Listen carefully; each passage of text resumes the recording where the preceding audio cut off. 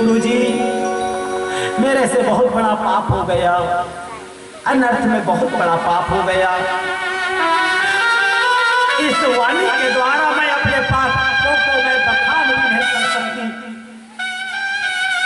इतने मैंने पाप किए हैं कि मैं अपने वाणी से आपको सुना भी नहीं सकती। जैसे आपके पुराण में मैंने सुना कि पापियों को इतना दंड मिलता है, मेरे तो रोम रोम खड़े हो गए, मुझे डर लगने लगा है, कांपने लगा है। मुझे अपने आप से नहीं, क्योंकि ये मेरा शरीर जाने वाला, मैंने जो काम किया है उसका फल मुझे वहां मिलेगा। गुरुजी, आप बताइए मैं क्या करूं? तो पंडित जी बोले,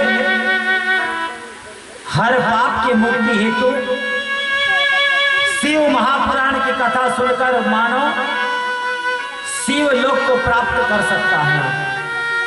हे चंचुला, तुम भी भगवान शिव की कथा में लीन हो जाओ।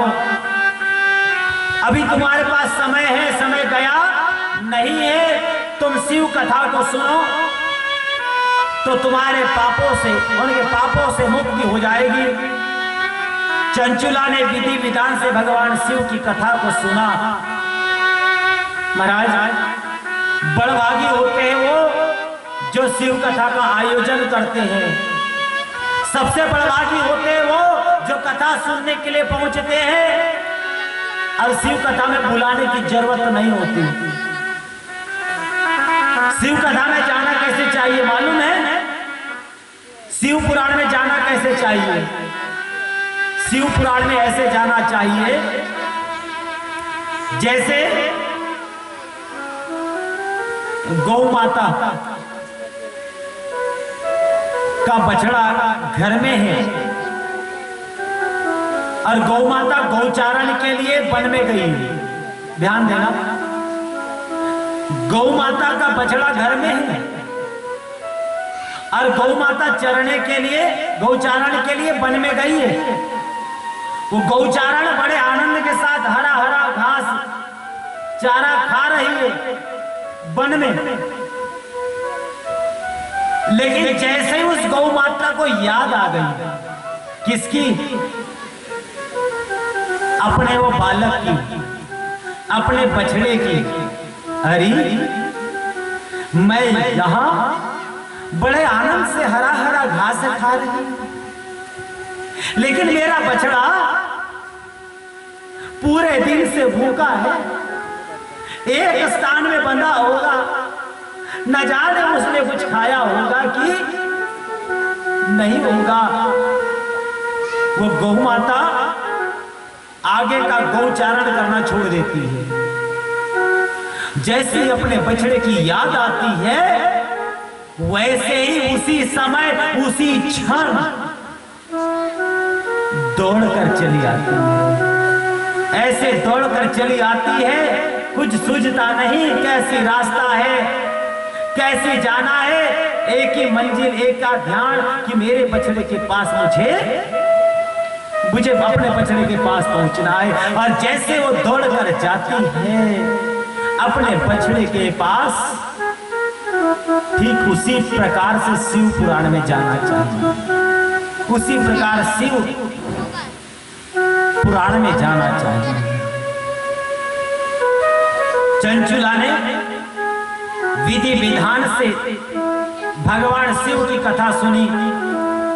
भगवान शिव की कथा को त्रिपुंड लगाकर सुनना चाहिए।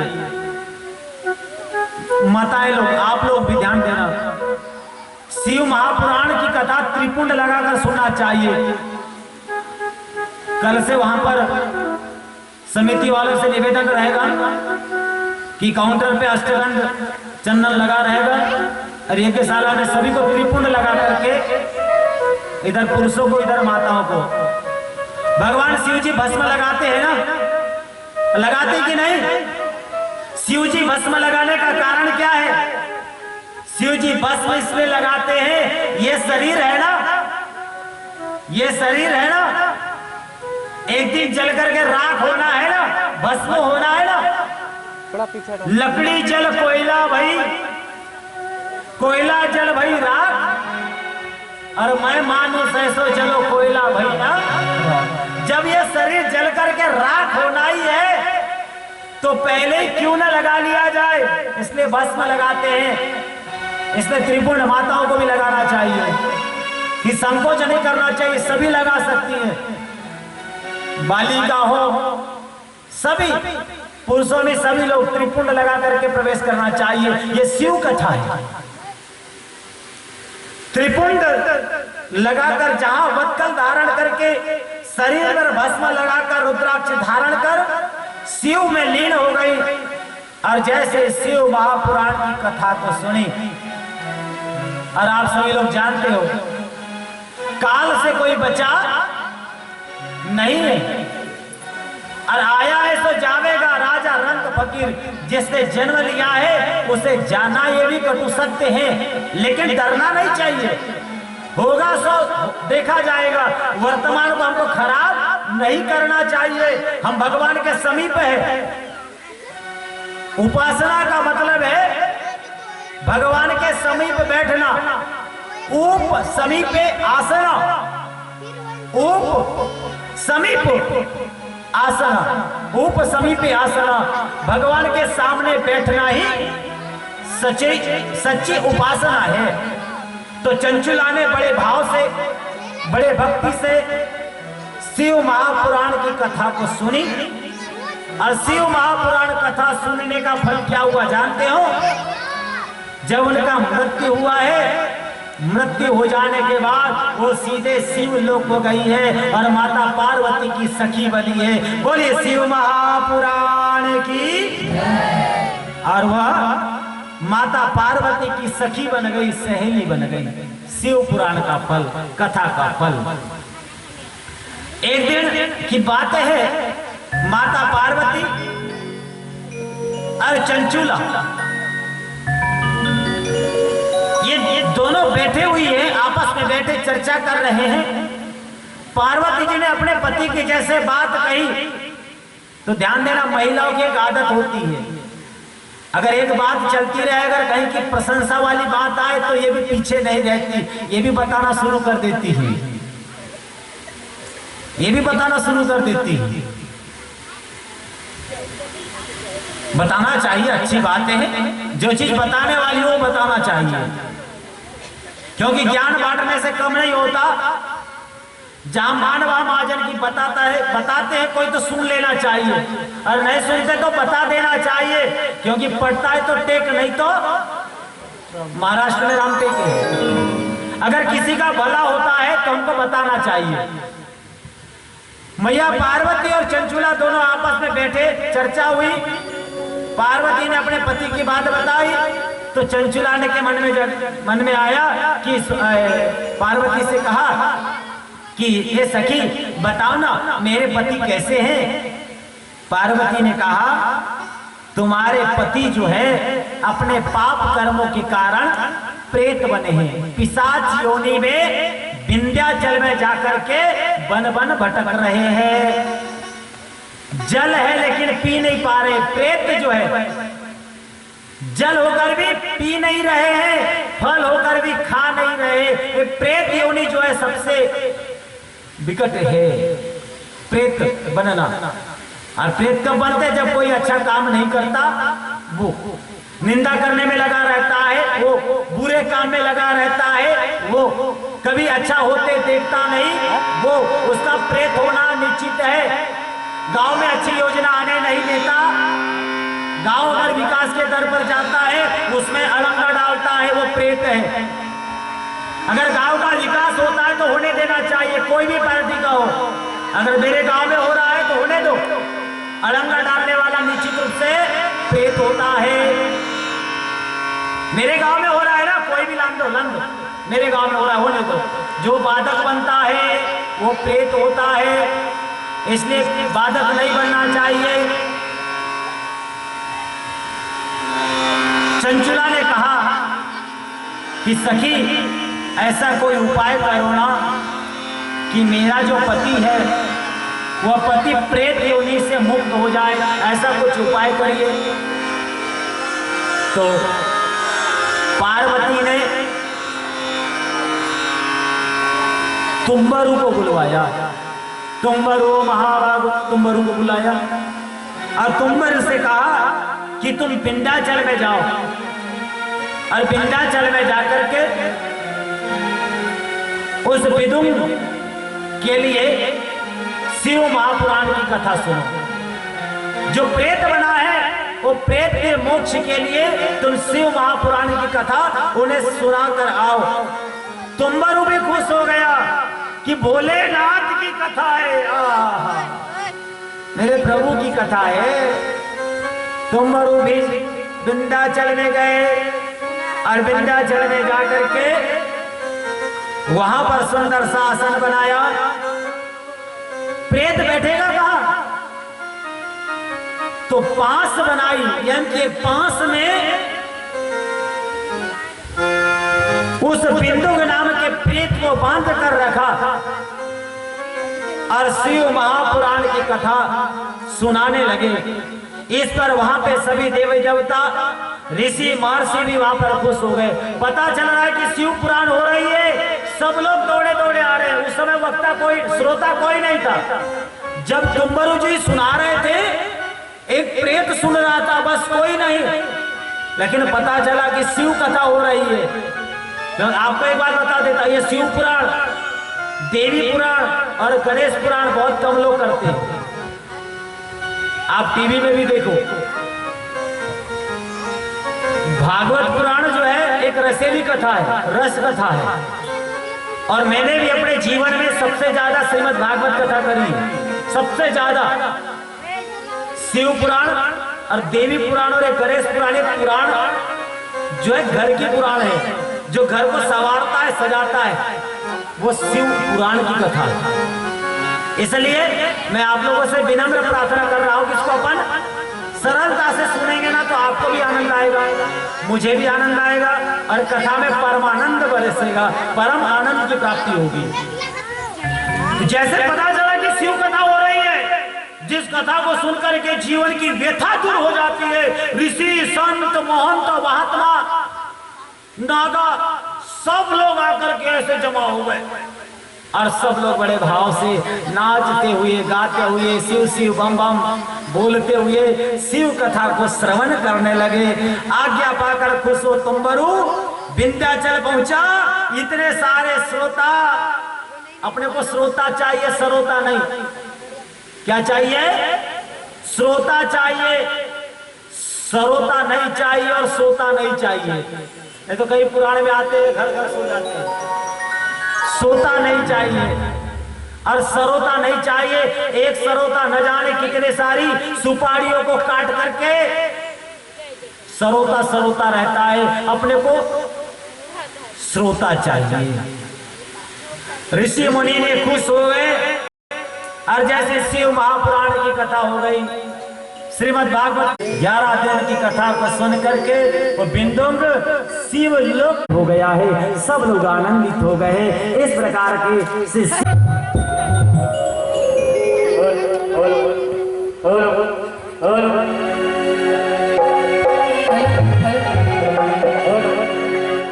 ऊपर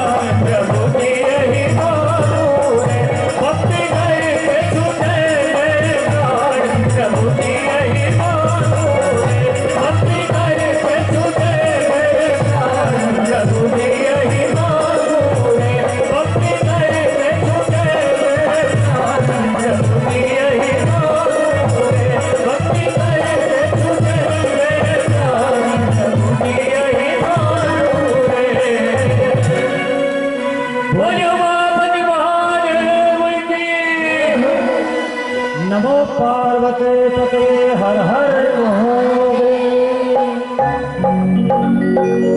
देखो संग ने क्या नहीं क्या करा दिया। अच्छी संगत यदि मिल गई तो तारण तरण हो जाता है। अच्छी संगत ही मिल गई तो मां पार्वती की सखी बन गई चुनचुला और अपने पति के लिए शिव पुराण का श्रवण कराया, गण बन गया और फिर से पति पत्नी मिल गए। इतनी बड़ी महिमा इस शिव महापुराण की है और ये आप लोगों के पुण्य का फल है। कई वर्षों की साधना है, तपस्या है। इसलिए क्योंकि यहां से रास्ता जाते समय कितने पड़ते हैं, यहां से देखो तो 3 है ना। यहां पर शंकर जी के पास में भी त्रिशूल होता है ना, और मैया रानी के पास में भी त्रिशूल होता है। शिव जी के पास में भी त्रिशूल है और देवी के पास में भी त्रिशूल है। लेकिन दोनों के त्रिशूल में अंतर क्या है जानते हो? शिव जी का त्रिशूल, आज यहाँ पर एक त्रिशूल बनाया गया है। मैं देख रहा था बना रहे थे, लेकिन कल्पना नहीं आई कि वो किसका त्रिशूल बना है। पार्वती जी का है, शंकर जी का है। बाद में गौर किया कि किसी का भी हो, लेकिन शंकर जी का तो डमरू है। शिव जी के पास में भी त्रिशूल है और मैया के पास में भी त्रिशूल है। लेकिन दोनों के त्रिशूल में अंतर क्या है जानते हो? शिव जी का मंदिर का त्रिशूल तीनों कोण बराबर रहते हैं, तीनों कोण बराबर। और मैया रानी के त्रिशूल जो होते हैं वो बीच वाला नोक ऊंचा होता है। जैसे ये शरीर के 2 रूप है, व्यवहारिक और परमार्थिक। जो व्यवहारिक व्यक्ति है उसके हाथ की अंगुली